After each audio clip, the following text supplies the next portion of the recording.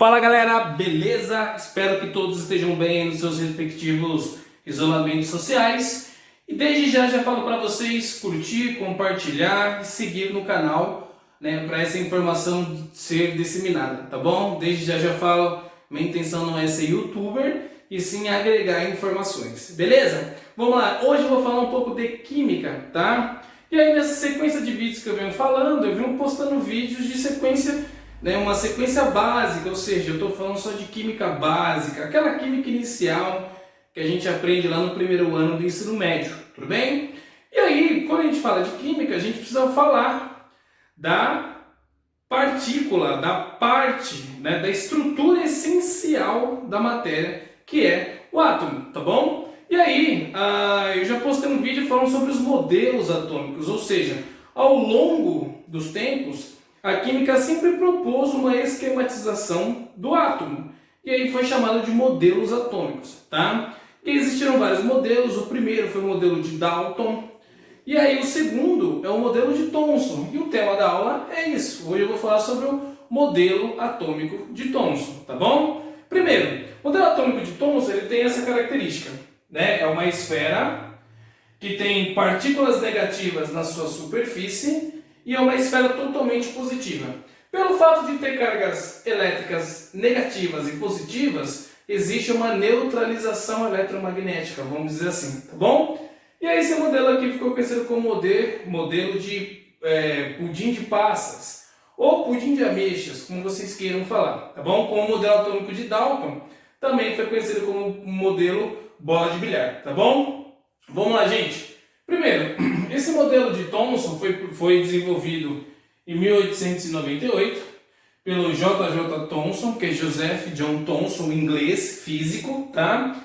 E ele teve como principal catalisador desse processo um aparato que foi desenvolvido por dois físicos ingleses, Geisler e Crookes. E esses dois caras aqui, eles desenvolveram um aparato e eles começaram a estudar os raios catódicos, tá? Que aí a gente vai ter uma aula que a gente vai falar só disso também, tudo bem? Então o principal catalisador, né, por Thomson desenvolver esse modelo foi os raios catódicos, tá bom? Muito bem. Como que ele chegou a essa conclusão para poder desenvolver esse modelo aqui, tá? Primeiro, o Thomson ele estudou um aparato onde tinha uma bateria ou uma fonte de eletricidade que era conectada aqui em dois polos, onde tinha um polo negativo que foi chamado de anodo e o polo positivo chamado de cátodo, tá bom? E aqui dentro existia uma ampola e nessa ampola que era conectada pelos fios, onde dentro dessa ampola existe um gás com baixa densidade, ou seja, um gás pesado, sobre baixa pressão e sobre baixa voltagem. A voltagem que tinha aqui era mais ou menos 1500 volts. Se a gente for comparar em outros experimentos, existem voltagens que chegam a 10.000 volts. Então é uma voltagem tecnicamente pequena para esse experimento aqui, tá bom? Muito bem. Quando ele colocava o gás nessas condições, né, um gás mais denso, com baixa pressão, com baixa voltagem, ele percebia que o gás sempre migrava do polo negativo para o polo positivo.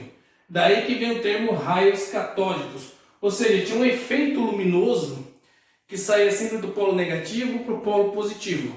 E aí o Thomson, estudando esse processo, esse mecanismo, esse fluxo natural que os raios exerciam, ele percebeu que, pelo fato aqui ser polo positivo, ele pensou, pô, se aqui é o polo positivo, então significa que esse raio ele tem natureza negativa. E aí já foi a primeira sacada. O Thomson ele descobriu os elétrons. Essa foi uma das grandes contribuições de Thomson com esse modelo. Então qual foi a conclusão? Ele falou que o seguinte, toda vez que os raios vinham para cá, para o polo positivo, os elétrons eram arrancados do gás.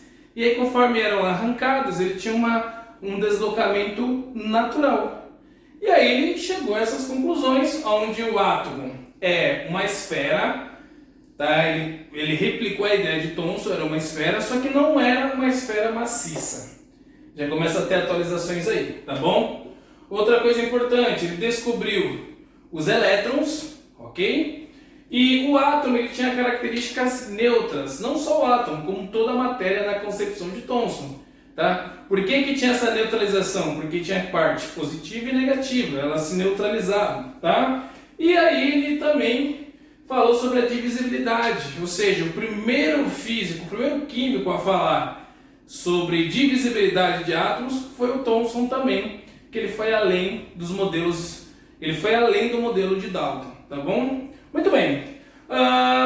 Existe aqui os prós e os contras, né? Então essas considerações aqui, ele falou, né, então, que o átomo era uma esfera, não era uma esfera maciça, essa esfera ela podia ser dividida, e também ele falou que existia na superfície elétrons, né, foi a grande contribuição, e existiam partículas positivas, onde toda a esfera era positiva, ou seja, imagina uma bolinha, essa bolinha era totalmente positiva, com cargas negativas cravejadas na sua superfície. É como você pegar um brigadeiro, você enrolar o brigadeiro, então aquele brigadeiro ali é positivo.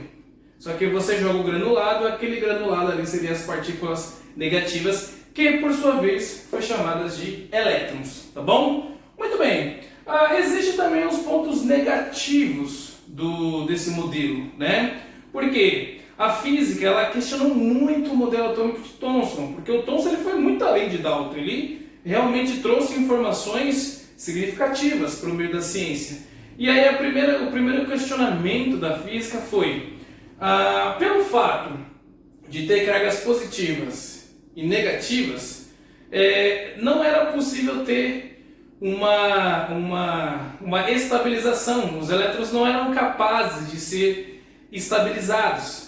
Então a física já questiona esse modelo atômico por conta disso. Não era um processo natural, não era um processo 100% neutro, era impossível para a física. Tá? E além disso, os elétrons eles são partículas que se movimentam.